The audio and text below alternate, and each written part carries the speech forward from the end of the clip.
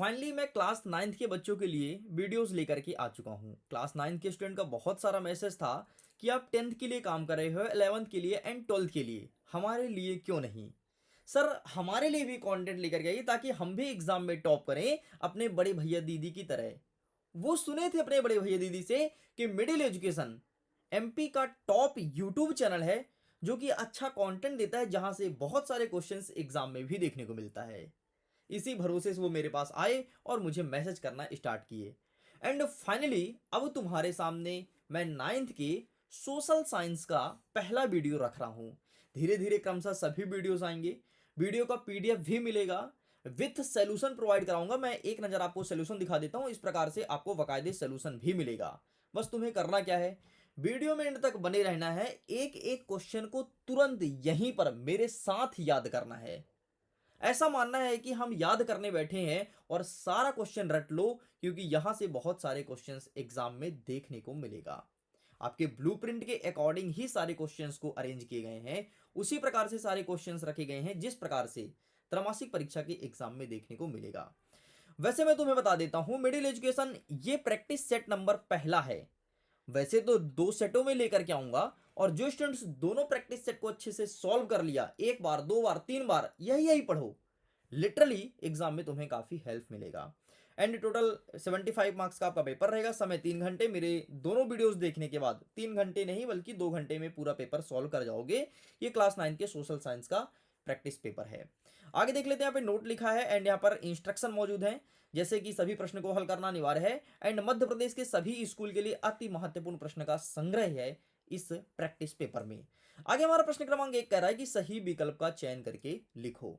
पहला नंबर कहता है कि भारत के मध्य से गुजरने वाली कर्क रेखा का मान कितना है। जो कर्क रेखा हमारे भारत देश के बीचों बीच से गुजरती है, तो उसका वैल्यू कितना है। तो देखो यार, ये है हमारा इंडिया, सपोज करो, ठीक है। मैं इंडिया का मैप बनाने का प्रयास करता हूँ, ठीक है। थोड़ा गलती हो जाए तो क्षमा करना। ये है हमारा प्यारा भारत, ठीक है। That is my India. इस इंडिया के सेंटर से यहां से निकलता है कर्क रेखा, और कर्क रेखा की अगर मैं वैल्यू की बात करूं तो ये है आपका 23 सही 1/2 डिग्री उत्तरी अक्षांश, क्योंकि उत्तर की तरफ है ना, तो उत्तरी अक्षांश। तो कहां पर लिखा है 23 30 उत्तरी अक्षांश, ये हो जाएगा। अच्छा, दक्षिणी अक्षांश में पता है कर्क रेखा नहीं बल्कि मकर रेखा है। सारे फैक्ट याद रखना।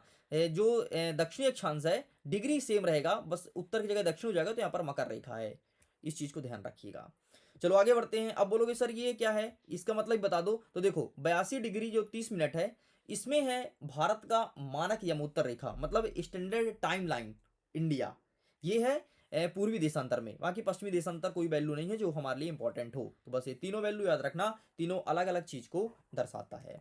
आगे बढ़ते हैं। दूसरा नंबर कहता है कि किस नदी को दक्षिण की गंगा कहा जाता है। उत्तरी गंगा तुम्हें पता है कि गंगा नदी है, लेकिन दक्षिण की गंगा किसे कहते हैं? तो दक्षिण की गंगा कहते हैं गोदावरी नदी को। और ऐसा क्यों कहते हैं? लंबाई के कारण कहते हैं। सिर्फ और सिर्फ लंबाई के कारण इसे दक्षिण भारत की गंगा कहा जाता है। अच्छा, गंगा नदी की लंबाई कितनी है तुम्हें पता है? 25-25 किलोमीटर है गंगा नदी की लंबाई। और गोदावरी की लंबाई कितनी है? 1460 किलोमीटर। ठीक, इसलिए इसे दक्षिण भारत की गंगा कहा जाता है। ये महाराष्ट्र से निकलता है और जाकर के बंगाल की खाड़ी में गिरती है। आगे बढ़ते हैं। प्रथम विश्व युद्ध कब लड़ा गया था? फर्स्ट वर्ल्ड वॉर तो 1914 से लेकर के 18 तक 4 साल चला था। एंड अगर मैं सेकंड वर्ल्ड वॉर की बात करूं तो 1939 से लेकर के ये चला था 1944 तक। ध्यान रखिएगा। ठीक, तो फर्स्ट वर्ल्ड वॉर का टाइम पीरियड ये है एंड सेकंड वर्ल्ड वॉर का टाइम पीरियड ये है।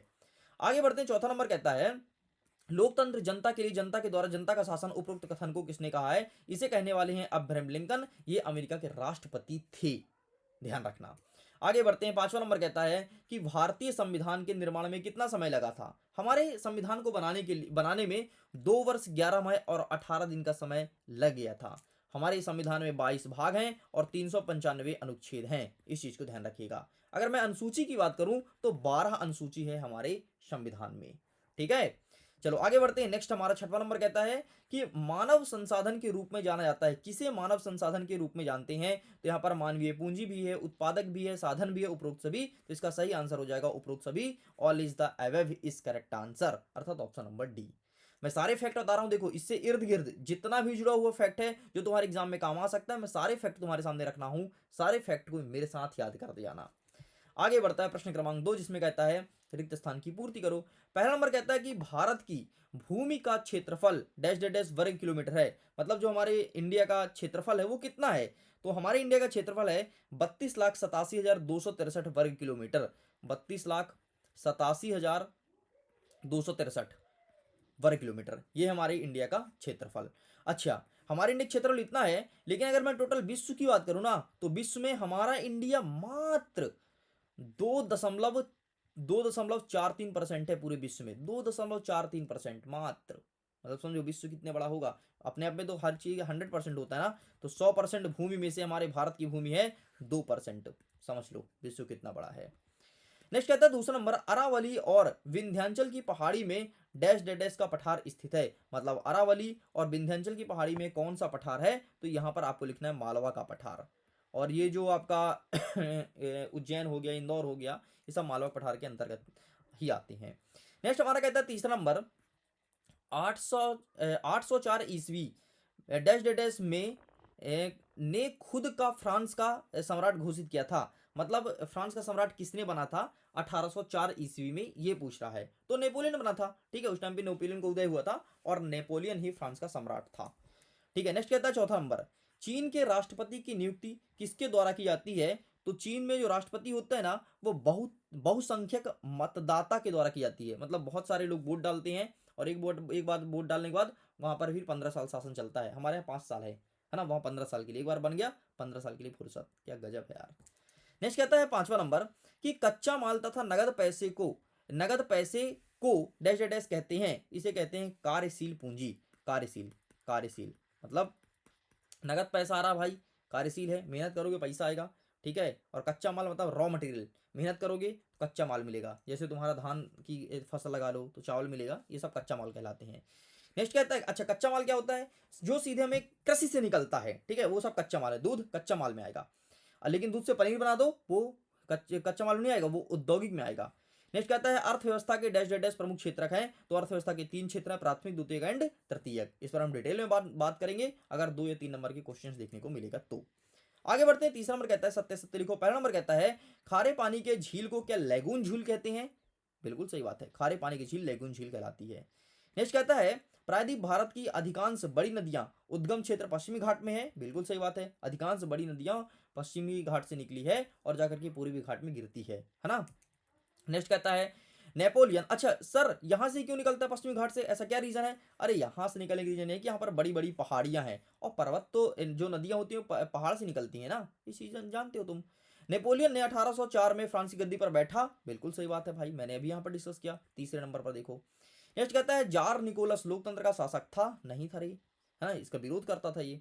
नेक्स्ट कहता है भारत देश सन 1950 में स्वतंत्र हुआ था। अरे यार क्या है यार, अभी 15 अगस्त हम मना के आए हैं। 15 अगस्त 1947 को हमारा भारत देश आजाद हुआ था, बच्चा बच्चा जानता है। 1950 में कुछ नहीं हुआ था भाई।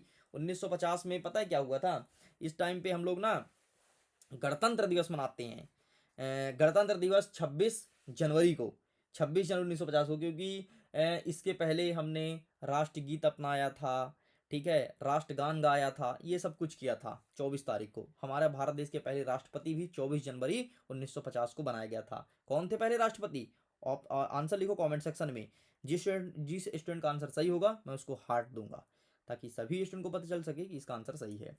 नेक्स्ट कहता है छठवां नंबर, पालनपुर के किसान केवल 2 ही फसल उगाते थे। बिल्कुल गलत है, ठीक है। आगे बढ़ते हैं, चौथा नंबर सही जोड़ी मिलाइए। आइए फटाफट सही जोड़ी देखते हैं। चिल्का झील खारे पानी की झील है भाई, तो ये रहा पहला नंबर। ये क्या लिखा है, खारे पानी का, ये हटा देना, ठीक है, झील। नेक्स्ट कहता है दोआब, तो दोआब क्या कहलाता है, तो 2 नदी के बीच के भाग को दोआब कहते हैं, ये हो गया। नेक्स्ट कहता है बी आर अम्बेडकर प्रारूप समिति के अध्यक्ष थे, तो ये हो जाएगा तुम्हारा तीसरा नंबर। नेक्स्ट कहता है डॉक्टर राजेंद्र प्रसाद, ये कौन थे, संविधान सभा के अध्यक्ष थे, ये हो जाएगा। पालनपुर गांव, तो ये बिजली और पंप के एक काल्पनिक गांव था, ठीक है, ये हो जाएगा। नेक्स्ट कहता है सिंचाई, बिजली के पंप और नहर से सिंचाई की जाती है, तो ये हो जाएगा तुम्हारा छठवां नंबर, ठीक है। पालनपुर कोई गांव नहीं है, काल्पनिक गांव है भाई, मन में मान करके पाठ में लिखा गया था किताब में। चलो इस प्रकार से समझ में आ रहा है ना, बढ़िया। हमारा पांचवा नंबर कहता है एक वाक्य में उत्तर दीजिए। पहला नंबर कहता है कि भारत में कितने राज्य और केंद्र शासित प्रदेश हैं। तो वर्तमान में हमारे भारत देश में 28 राज्य और 8 केंद्र शासित प्रदेश हैं, ठीक है।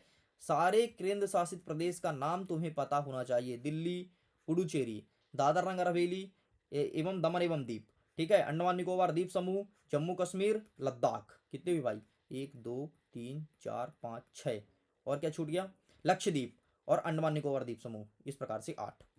नेक्स्ट, टू ट्रिटा इजेज ऑफ गवर्नमेंट किसने लिखा था, इसे लिखा था जॉन लॉक ने। नेक्स्ट कहता है अक्टूबर 1917 में रूसी क्रांति को किस नाम से जाना जाता है, तो रूसी क्रांति को बोल्शेविक की क्रांति भी कहते हैं, बोल्शेविक की क्रांति, ठीक है, बोल्शेविक की क्रांति। मैं पर लिख दूं, मैं यहाँ पर लिख देता हूँ बोल्शेविक की क्रांति, इसे कहते हैं रूसी क्रांति के नाम से जानते हैं। ध्यान रखना, परीक्षा में ऐसा ही प्रश्न पूछा सकता है कि रूसी क्रांति कब हुई थी, तो 1917 में हुई थी। रूसी क्रांति कब हुई, 1917, कब हुई 1917, कब हुई 1917, ध्यान रखना। नेक्स्ट कहता है किसके नेतृत्व में खूनी रविवार को मजदूर का जुलूस विंटर पैलेस पहुंचा, तो यहां पर लिखना है जॉर्ज गैपन, जॉर्ज गैपेन, जॉर्ज गैपेन।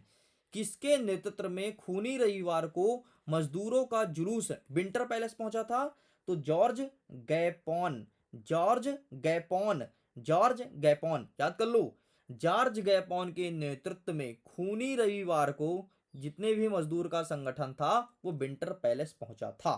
मैं बार बार इसलिए बोल रहा हूं ताकि तुम्हें याद हो जाए। नेक्स्ट कहता है धर्मनिरपेक्षता, इसका मतलब होता है पंथ निरपेक्षता। इसका मतलब क्या है, इसका मतलब ये है कि राज्य के नजर में सभी धर्म समान है, कोई धर्म को राज्य बढ़ावा नहीं देगा, उसे कहते हैं धर्मनिरपेक्ष और इसे कहते हैं पंथ निरपेक्ष। नेक्स्ट कहता है आईटीआई का पूरा नाम क्या है, तो औद्योगिक प्रशिक्षण संस्थान, औद्योगिक प्रशिक्षण संस्थान। अंग्रेजी में बोले तो आई मतलब होता है इंडस्ट्रियल, टी मतलब हो जाएगा तुम्हारा ट्रेनिंग, और एस मतलब हो जाए, सॉरी, आई मतलब क्या हो जाएगा, इंस्टीट्यूट, मतलब industrial training institute, industrial training institute, ठीक है। तो ये है आईटीआई, औद्योगिक प्रशिक्षण संस्थान हिंदी में से कहते हैं। इस प्रकार से ये होता है कंप्लीट। प्रश्न क्रमांक 6 कह रहा है कि भारत का अक्षांशीय और देशांतरी विस्तार बताओ। आइए सबसे पहले हम इंडिया का मैप ले लेते हैं, फिर इसको समझने का प्रयास करते हैं। तो मैं इंडिया का बेहतरीन मैप ले लेता हूँ, ये रहा भाई साहब, ये हमारा प्यारा इंडिया, ठीक है। इस इंडिया के मैप को मैं यहाँ पर रख लिया। समझना, बढ़िया समझा दूंगा ट्रिक से, तुम्हें बार बार याद नहीं करना पड़ेगा, एक बार में तुम्हें अच्छे से याद हो जाएगा। ये हमारा भारत है। क्या कहता है कि भारत देश का अक्षांशीय विस्तार, अक्षांशीय मतलब होता है ऊपर से लेके नीचे तक। हमारा हिंदुस्तान यहाँ से स्टार्ट होता है और यहाँ पर एंड होता है। तो यहाँ पर जो वैल्यू है ना वो 8 डिग्री 4 मिनट है, बस इतना याद रख लो। नीचे का जो वैल्यू है वो 8 डिग्री 4 मिनट है। अब ऊपर कहाँ तक जाता है, तो ये जाता है 37 डिग्री और 6 मिनट तक। सर कैसे याद रखेंगे, देखो नीचे का तुम्हें याद है, ठीक है, 8 4, तो 8 चौको 32, और 32 में 5 और जोड़ दो, तो 32 से जैसे ही 5 जोड़ोगे आएगा 37, तो ऊपर लिख दोगे 37, ठीक है। कितना जोड़े हो, 5 जोड़े हो, तो एक और बढ़ा दो 6, तो इस प्रकार से 37 डिग्री 6 मिनट, ठीक। ये उत्तर दक्षिण हो गया।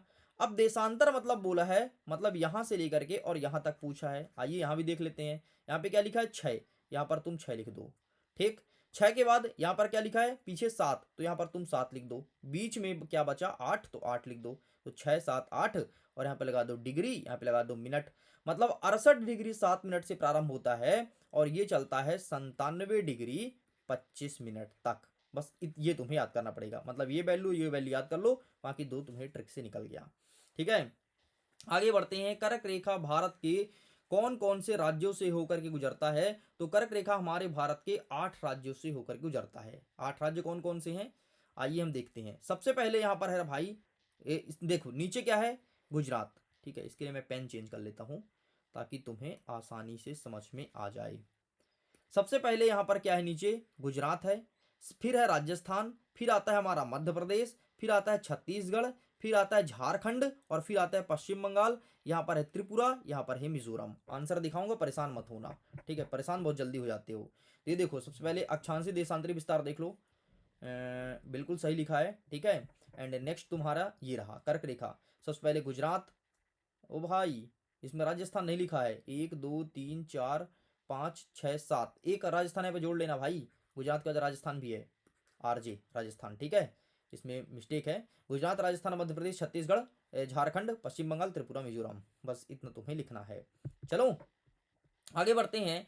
भारत के पूर्वी तटीय मैदानों को किन किन नामों से जाना जाता है? पूर्वी तटीय मैदान, ठीक है। अब देखो यही मेरा प्यारा हिंदुस्तान, मैं हिंदुस्तान की मैप उठा लाता हूँ, फिर तुम्हें समझा देता हूँ। ये रहा मेरा प्यारा हिंदुस्तान, ठीक है। तो प्यारा हिंदुस्तान, तो पूर्वी तट बोला है ना, पूर्वी तट मतलब ये बोला है, ये वाला तट का नाम पूछा है। तो पूर्वी तट का 3 नाम है, ट्रिक याद रखना। कोकम, कोकम, को मतलब कोंकण, का मतलब कन्नड़, मा मतलब मालाबार। कोंकण, कन्नड़, मालाबार, ये हो गया तुम्हारा पूर्वी तट। कोंकण, कन्नड़ और नीचे मालाबार। बस इतना तुम्हें ध्यान रखना है, यही नाम तुम्हें लिखना था। आइए मैं दिखा देता हूँ। तो ये रहा तुम्हारे सामने, ठीक है। उत्कल मैदान, कोरोमंडल, पूर्वी तट, ओ सॉरी सॉरी सॉरी यार, मैंने आपको पश्चिमी बता दिया, ठीक है। पूर्वी बोला है, ठीक है। पूर्वी पूर्वी पूर्वी, लिटरली सॉरी, मैंने आपको पश्चिमी बता दिया, लेकिन याद रखो पश्चिमी भी पूछ सकता है एग्जाम में, ठीक है। आपसे पूर्वी पूछा है तो पूर्वी में सबसे पहले होता है उत्तरी सरकार, ठीक है। फिर होता है आंध्र तट, ठीक है। और नीचे होता है आपका कोरोमंडल। उत्तरी सरकार, आंध्र तट, कोरोमंडल। उत्तरी आंध्र सरकार, कोरोमंडल। उत्तरी आंध्र सरकार, कोरोमंडल। उत्तरी आंध्र सरकार, कोरोमंडल, ठीक है। ये तुम्हें लिखना था। भावर किसे कहते हैं? तो भावर क्या होता है, देखो जो मैदान होता है, सॉरी जो पर्वत होता है, तो पर्वत के नीचे वाले भाग को भावर कहते हैं।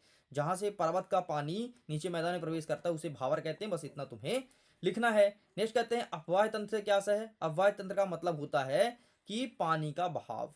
तो नदी का बहाव जिस क्षेत्र में होता है उसे कहते हैं अफवाह तंत्र। अथवा क्या कहता है? हिमालय से निकलने वाली नदी के 2 आर्थिक महत्व बताओ, मतलब हमें कैसा लाभ होता है। सबसे पहले हम बिजली उत्पादन करते हैं, ठीक है। तो पहला आर्थिक लाभ बिजली उत्पादन करना, और दूसरा आर्थिक लाभ कृषि कार्य के लिए, ठीक। तो ये दोनों लाभ है। इस प्रकार से हमने 8 नंबर तक अच्छे से कंप्लीट कर लिया। मैं उम्मीद करता हूँ समझ आया होगा। अगर ऐसे ही तुम्हें आगे पढ़ना है, सबसे पहले एक बार तुम इसका रिवीजन कर लो। इस पीडीएफ को जाकर के डाउनलोड कर लो, ठीक है। पीडीएफ का लिंक वीडियो के डिस्क्रिप्शन बॉक्स में है, विथ सोल्यूशन तुम्हें मिल जाएगा। सबसे पहले ये चीज़ तुम प्रिपेयर करो, बाकी आगे का वीडियोस में बना दूंगा नेक्स्ट पार्ट में, और अच्छे से कवर कर लेंगे। तो जाकर के पीडीएफ को डाउनलोड जरूर करना। और वीडियो पसंद आया हो तो अपने स्कूल के दोस्तों तक भेजो कि भाई साहब आओ और तुरंत मेरे साथ याद करके जाओ, ठीक है। तो मैं वीडियो एंड करता हूँ। Thanks for watching. खुश रहिए, पढ़ते रहिए, मुस्कुराते रहिए। Bye bye.